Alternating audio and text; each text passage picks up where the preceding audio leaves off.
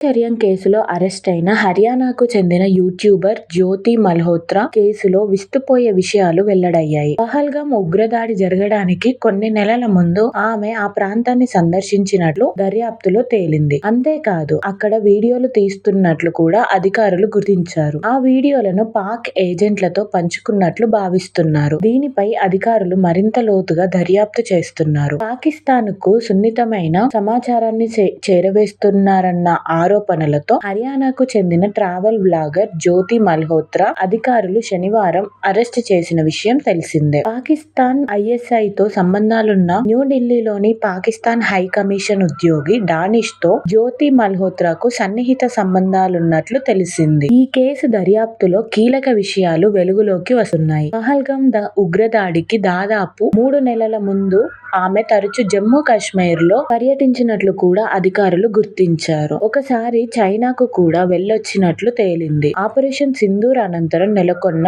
ఉద్రిక్తతల సమయంలో ఆమె డానిష్ తో టచ్ లో ఉన్నట్లు అధికారులు నిర్ధారించారు. జ్యోతిని అతడు ట్రాప్ చేసినట్లు గుర్తించారు. Travel blogger Jyoti travel with Jo పేరుతో యూట్యూబ్ ఛానల్ నడుపుతుంది. కమిషన్ ఏజెంట్ల ద్వారా వీసా పొందిన జ్యోతి 2023లో పాక్ ను సందర్శించింది. ఆమె ఎవరికీ అనుమానం రాకుండా పాక్ అధికారులకు సున్నితమైన సమాచారాన్ని చేరవేస్తున్నట్లు తేలింది. ఈ కేసులో జ్యోతి మల్హోత్రా ట్రావెల్ బ్లాగర్ తో కలిసి పనిచేస్తున్నట్లు గుర్తించారు. మరో 5గురితో కలిసి ముఠాగా ఏర్పడి హర్యానా, పంజాబ్ నుంచి ఇన్ఫార్మర్ గా వ్యవహరిస్తున్నట్లు అధికారులు పేర్కొన్నారు. మన దేశంలోని కీలక ప్రాంతాలకు సంబంధించిన సున్నితమైన సమాచారాన్ని పాక్ తో పంచుకున్నట్లు తేలింది. అంతేకాదు ఓ పాక్ ఇంటెలిజెన్స్ ఆపరేటివ్ తో సన్నిహితంగా మెలుగుతున్నట్లు కూడా తేలింది. అతడితో ఆమె అంతర్జాతీయ ట్రిప్ కు కూడా వెళ్లింది. ఇండోనేషియాలోని బాలికి విహారయాత్రకు వెళ్లి వచ్చినట్లు దర్యాప్తు అధికారులు తెలిపారు. జ్యోతిపై భారతీయ న్యాయ సంహితలోని సెక్షన్ 152 సహా పలు సెక్షన్ల కింద